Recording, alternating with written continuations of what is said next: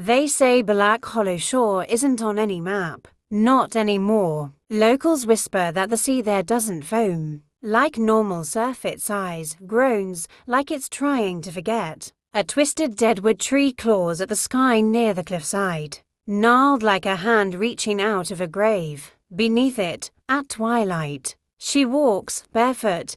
Damp footprints appear in the sand, though her form is mist and moonlight. They call her the Lantern Maiden, but she doesn't carry a lantern anymore. She stares out to sea, toward the flickering light of a boat that never reaches shore. Once, her name was Maribel Crowthorne, daughter of Eliza Crowthorne, the infamous midwife of Hollow Cove, whose remedies often cured too much or too little. Maribel was known for her strange silence and stranger beauty, skin like parchment, voice like wine in a bottle. She was promised to a sailor named Elias Vex, who captained the Marlin's Hollow. Every new moon, he would sail out and bring her odd gifts: barnacle-covered dolls, black pearls, even a preserved eye in a ring box. Then came the storm. One night, the sky bloomed purple with bruised clouds. Elias never returned, but the Marlin's Hollow did adrift,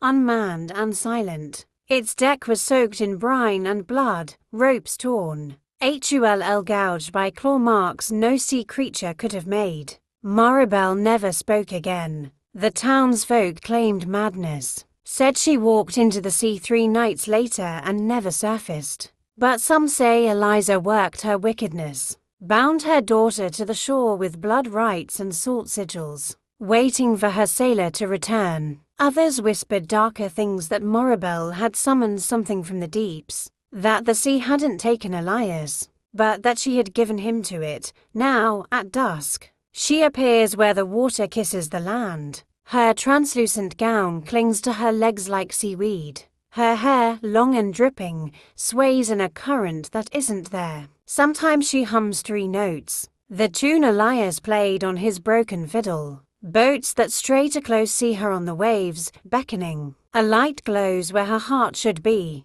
a faint flicker like a ship's lantern in fog. Fishermen speak of strange knocks against the hull at night, like fingernails tapping wood. Some wake to find salt trails on their decks, and tiny wet footprints circling their cabins. Once a year, a child goes missing, always the same night, the anniversary of the storm. Those who search for answers return changed. Some refuse to speak of what they saw. Others laugh until their throats bleed. One man gouged out his eyes, screaming, "She looked inside me." The dead tree on the beach grows darker each year, bark flaking like scabs. They say its roots drink salt and bone. And Maribel still waits, her gaze fixed on the horizon, watching the flickering light of a boat that never comes ashore. Or perhaps she's watching you, to see if you'll follow the lantern, into the surf, into the deep, where the truth waits, drowned.